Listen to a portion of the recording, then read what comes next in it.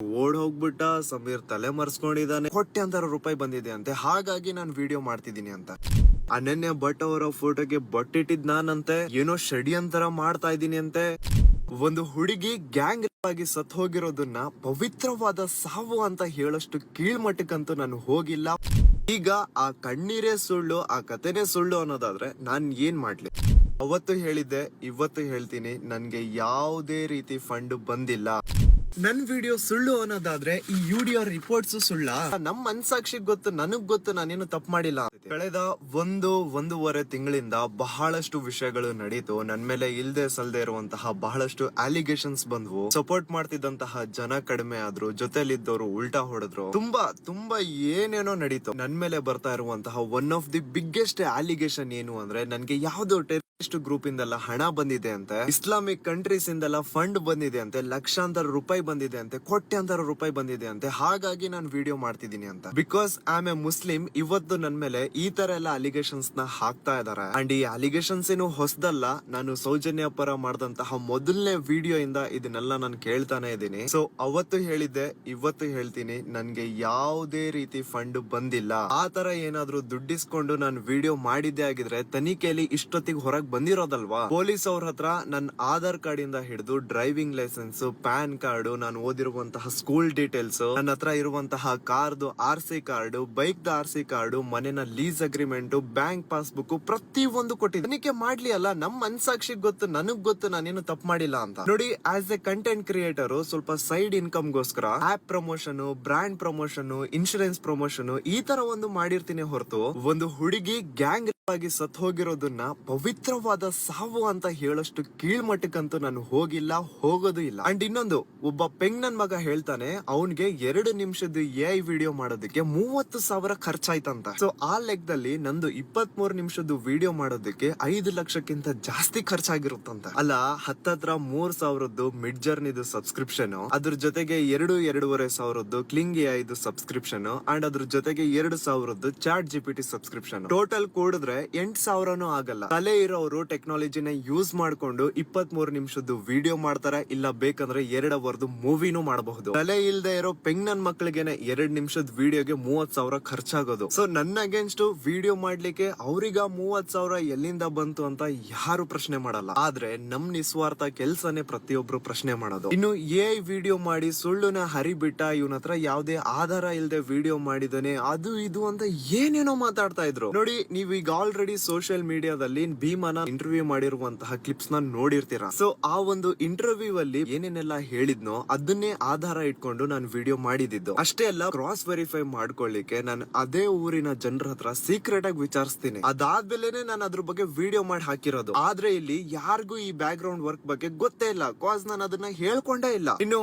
ಆ ಅನನ್ಯ ಭಟ್ ಕೇಸ್ ಬಗ್ಗೆ ಹೇಳ್ಬೇಕು ಅಂದ್ರೆ, ನೋಡಿ, ನಾನು ಆ ಸುಜಾತ ಭಟ್ ಅವ್ರ ಬಗ್ಗೆ ವಿಡಿಯೋ ಮಾಡೋದಕ್ಕಿಂತ ಮುಂಚೆ ಆ ಒಮ್ಮ ಆಲ್ರೆಡಿ ಸುಮಾರಷ್ಟು ಯೂಟ್ಯೂಬ್ ಚಾನಲ್ಸ್ ಅಲ್ಲಿ ಇಂಟರ್ವ್ಯೂ ಕೊಟ್ಟಿದ್ಲು. ಆ ಇಂಟರ್ವ್ಯೂಸ್ ಅಲ್ಲಿ ಸುಜಾತ ಭಟ್ ಅವರು ತಮ್ಮ ಮಗಳ ಬಗ್ಗೆ ಹೇಳ್ಬೇಕಾದ್ರೆ ತಮ್ಮ ಮಗಳನ್ನ ನೆನ್ಸ್ಕೊಂಡು ಕಣ್ಣೀರ್ ಹಾಕ್ತಾ ಇದ್ರು. ಒಂದು ತಾಯಿಯ ಕಣ್ಣೀರು ಹೇಗ್ ಸುಳ್ಳಾಗೋಕ್ ಸಾಧ್ಯ ಅಂತ ನನ್ ಮನ್ಸಾಕ್ಷಿಗೆ ಅದು ನಿಜ ಅನ್ಸಿ, ಇವ್ರಿಗಾಗಿರುವಂತಹ ಅನ್ಯಾಯ ಜನರಿಗೆ ಗೊತ್ತಾಗ್ಬೇಕು ಅನ್ನೋ ಉದ್ದೇಶ ಇಟ್ಕೊಂಡು ನಾನು ವಿಡಿಯೋ ಮಾಡಿದೆ. ಅದಾದ್ಮೇಲೆ ಕೆಲವು ಮೀಡಿಯಾದವರು ಆ ಮುದುಕಿನ ಟಾರ್ಗೆಟ್ ಮಾಡ್ಕೊಂಡು 24 ಗಂಟೆ ಅವ್ರ ಮನೆ ಮುಂದೆ ನಿಂತ್ಕೊಂಡು ಬಾಗ್ಲು ಹೊಡ್ಕೊಂಡು ಇಂಟರ್ವ್ಯೂ ಕೊಡಿ ಅಂತ ಮೆಂಟಲಿ ಟಾರ್ಚರ್ ಮಾಡಿ ಏನೇನೋ ಕ್ರಾಸ್ ಕ್ವಶನ್ ಗಳು ಕೇಳ್ಕೊಂಡು ಆ ಅಮ್ಮನ ಕಾಮಿಡಿ ಪೀಸ್ ಮಾಡಿಟ್ರು. ಈಗ ಆ ಕಣ್ಣೀರೇ ಸುಳ್ಳು, ಆ ಕಥೆನೇ ಸುಳ್ಳು ಅನ್ನೋದಾದ್ರೆ ನಾನ್ ಏನ್ ಮಾಡ್ಲಿ? ಲಿಟ್ರಲಿ ಕೆಲವು ಮೀಡಿಯಾದವರು ನಮಗ್ ಇಂಟರ್ವ್ಯೂ ಕೊಡಿ ಅಂತ ಆ ಮುದ್ಕಿಗೆ ಎಷ್ಟು ಮೆಂಟಲಿ ಟಾರ್ಚರ್ ಮಾಡಿದ್ರು ಅಂದ್ರೆ, ಆ ಅಮ್ಮ 2 ಸತಿ ಸೂಸೈಡ್ ಲೆಟರ್ ನ ಬರೆದು ಅಡ್ವೊಕೇಟ್ ಗೆ ಕಳಿಸಿರೋದಿದೆ. ಮಾಧ್ಯಮಗಳಲ್ಲಿ ಸುಳ್ಳು ಪ್ರಸಾರ ಆಗ್ತಿದೆ ಅಂತ ನಾನಲ್ಲ, ಹೋಮ್ ಮಿನಿಸ್ಟರ್ ಅವರೇ 2 ಸತಿ ಹೇಳಿದ್ದಾರೆ. ಪರ್ಸನಲಿ ನಾನು ಕೂಡ ಅದನ್ನ ಎಕ್ಸ್ಪೀರಿಯನ್ಸ್ ಮಾಡಿದೀನಿ. ಟೆರರಿಸ್ಟ್ ಗುಂಪುಗಳಿಂದ ಹಣ ಬಂತಂತೆ,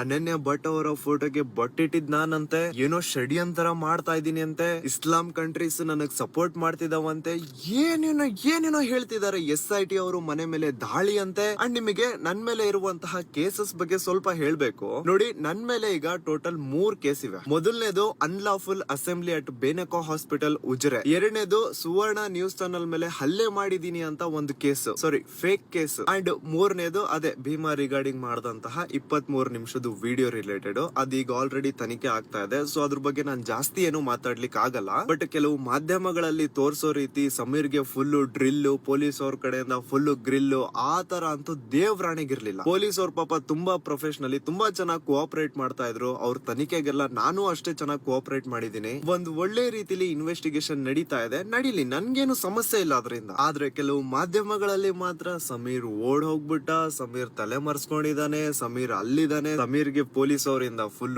ಡ್ರಿಲ್ಲು, ಸಮೀರ್ಗೆ ಪೊಲೀಸ್ ಅವರಿಂದ ಫುಲ್ ಗ್ರಿಲ್ಲು, 45 ಕ್ವಶನ್ ಅಂತೆ, 55 ಕ್ವಶನ್ ಅಂತೆ. ಪೊಲೀಸ್ ಅವರು ಕೇಳ್ತಾ ಇರುವಂತಹ ಕ್ವಶನ್ಗೆ ಸಮೀರ್ ತಲೆ ತಿರುಗಿ ಬಿದ್ದ್ಬಿಟ್ಟಿದಾರಂತೆ, ಏನೇನೋ ಹೇಳ್ತಿದ್ದಾರೆ. ಇವ್ರ ಈ ತರ ಅವ್ರಿಗೆ ಮನ್ಸಿಗೆ ಬಂದಿರೋ ರೀತಿ ಏನ್ ಬೇಕಾದ್ರೂ ಸುಳ್ಳು ಪ್ರಸಾರ ಮಾಡಬಹುದು. ಆದ್ರೆ ನಮ್ಮ ಮನ್ಸಾಕ್ಷಿಗೆ ಯಾವ್ದು ನಿಜ ಅನ್ಸುತ್ತೋ ಅದನ್ನ ನಾವು ಮಾತಾಡಬಾರ್ದು. ಸೊ ಇಷ್ಟೆಲ್ಲ ಅನುಭವಿಸಿದಾದ್ಮೇಲೆ ನನ್ ಮೇಲೆ ನನ್ಗೆನೆ ಬರ್ತಾ ಇರುವಂತಹ ಪ್ರಶ್ನೆ ಏನು ಅಂದ್ರೆ, ನನ್ನ ವಿಡಿಯೋ ಸುಳ್ಳು ಅಂತ ಹೇಳ್ತಾ ಇದಾರಲ್ವಾ, ಹಾಗಿದ್ರೆ ಸುಮಾರು 20 ವರ್ಷಗಳ ಹಿಂದೆ ಗೌರಿ ಲಂಕೇಶ್ ಅವರು ತಮ್ಮ ಪತ್ರಿಕೆಯಲ್ಲಿ ಪ್ರಿಂಟ್ ಮಾಡಿರುವಂತಹ ಈ ವರದಿನ ಸುಳ್ಳ? ಪೊಲೀಸ್ ಅವರ UDR ರಿಪೋರ್ಟ್ಸ್ ಅಲ್ಲಿ ಲಾಡ್ಜ್ ಒಳಗಡೆ ಅನಾಥ ಶವಗಳು ಸಿಕ್ಕಿದಾವೆ. ಒಂದು ಲಾಡ್ಜ್ ಅಲ್ಲಿ ಒಂದು ರೂಮ್ ಸಿಗ್ಬೇಕು ಅಂದ್ರೆ ಗವರ್ಮೆಂಟ್ ಕಡೆಯಿಂದ ಇಶ್ಯೂ ಆಗಿರುವಂತಹ ಅಟ್ಲೀಸ್ಟ್ ಒಂದು ID ಪ್ರೂಫ್ ನ ರಿಸೆಪ್ಷನ್ ಅಲ್ಲಿ ಕೊಡ್ಬೇಕು. ಅದಾದ್ಮೇಲೆನೆ ಲಾಡ್ಜ್ ಅಲ್ಲಿ ರೂಮ್ ಸಿಗೋದು. ಸೊ ಹಾಗಿದ್ದಾಗ ಲಾಡ್ಜ್ ನ ರೂಮ್ ಅಲ್ಲಿ ಸಿಗುವಂತಹ ಹೆಣ ಅಪರಿಚಿತ ಹೆಣ ಹೇಗಾಗುತ್ತೆ? ಸೊ ನನ್ ವಿಡಿಯೋ ಸುಳ್ಳು ಅನ್ನೋದಾದ್ರೆ ಈ UDR ರಿಪೋರ್ಟ್ಸ್ ಸುಳ್ಳ?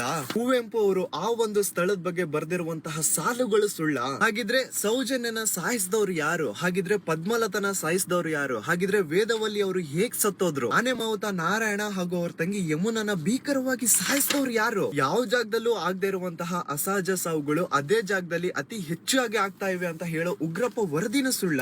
ಸೊ ನನ್ ವಿಡಿಯೋ ಸುಳ್ಳು ಅಂತ ಆದ್ರೆ ಇದೆಲ್ಲಾನು ಸುಳ್ಳ? ಹಾಗಿದ್ರೆ ಇನ್ನು ಕಾಗೆ ಬಗ್ಗೆ ಹೇಳು, ಗಿಳಿ ಬಗ್ಗೆ ಹೇಳು, ಅವ್ರ ಕೌಂಟರ್ಗೆ ರಿಪ್ಲೈ ಕೊಡು, ಗುರು ದೇವ್ರಾಣಂಗ್ ನನ್ ಕೈಯಿಂದ ಆಗಲ್ಲ. ಯಾವಾಗ ಒಂದು ಹುಡುಗಿ ಗ್ಯಾಂಗ್ ಸತ್ ಹೋಗಿರೋದನ್ನ ಅವರು ಒಂದು ಪವಿತ್ರವಾದ ಸಾವು ಅಂತ ಹೇಳಿದ್ರು, ಆಸ್ ಎ ಹ್ಯೂಮನ್ ಬೀಯಿಂಗ್ ಅವರು ನನ್ನ ದೃಷ್ಟಿಲಿ ಅವತ್ತೇ ಸತ್ ಹೋದ್ರು. ಯಾವಾಗ್ಲೂ ಸ್ಟುಡಿಯೋದಲ್ಲಿ ಕ್ಯಾಮ್ರಾ ಮುಂದೆ ಕುತ್ಕೊಂಡು ಒಂದೊಳ್ಳೆ ಮೈಕ್ ಇಟ್ಕೊಂಡು ವಿಡಿಯೋ ಮಾಡ್ತಾ ಇದ್ದೆ, ಆದ್ರೆ ಇವತ್ತು ಕಾರಲ್ಲಿ ಕುತ್ಕೊಂಡು ವಿಡಿಯೋ ಮಾಡ್ತಾ ಇದ್ದೇನೆ.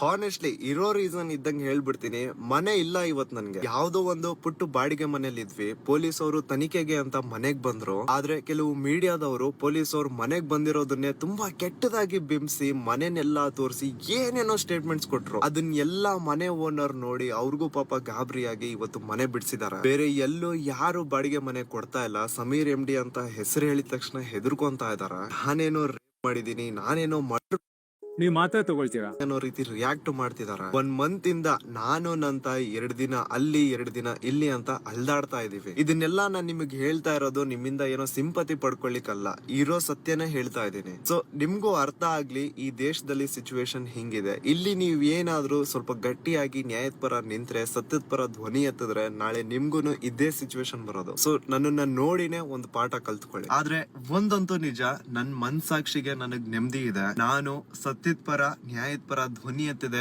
ಒಂದು ಹೋರಾಟದ ಭಾಗ ಆಗಿದ್ದೆ ಅಂತ ನನಗ್ ಪ್ರೌಡ್ ಇದೆ. ಅಲ್ಲಿ ಹೆಣ್ಮಕ್ಳಿಗಾಗಿರುವಂತಹ ಅನ್ಯಾಯಕ್ಕೆ ನ್ಯಾಯ ಸಿಗ್ಲಿ ಅಂತ ಶಕ್ತಿ ಮೀರಿ ಪ್ರಯತ್ನ ಪಟ್ಟಿದ್ದೀನಿ. SIT ನೇಮಕ ಆದಾಗ್ಲೇ ನಮ್ದು ಅರ್ಧ ಕೆಲ್ಸ ಮುಗೀತು. ಇನ್ನು ಏನಿದ್ರು ಆ ದೇವ್ರಿದ್ದಾನೆ, SIT ಅವರಿದ್ದಾರೆ.